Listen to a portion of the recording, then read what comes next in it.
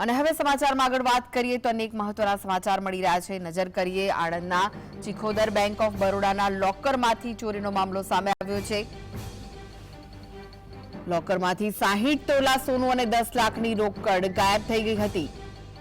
જે મહત્વના સમાચાર, બેંકના પટ્ટાવાળા વિપુલ કેસરિયા ઉપર ચોરીનો આરોપ લગાવવામાં આવ્યો।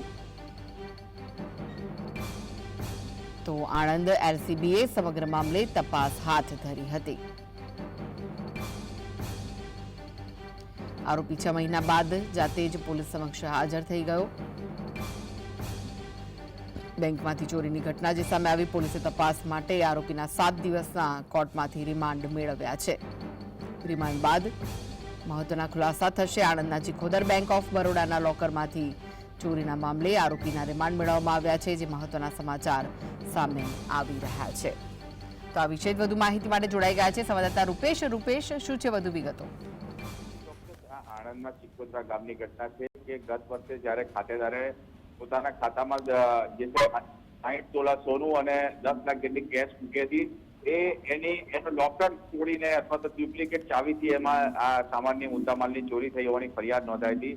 એ ફરિયાદમાં જે વિપુલ નામના શખ્સનું નામ બહાર આવ્યું હતું।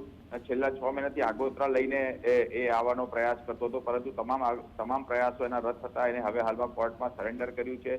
હાલ એની પૂછપરછ હાથ ધરાઈ રહી છે કે એને ખરેખર આ માસ્ટરમાઇન્ડ આ છે કે કેમ, એની પણ તપાસ હાથ ધરાઈ રહી છે। જી જી, આભાર રૂપેશ માહિતી આપવા માટે।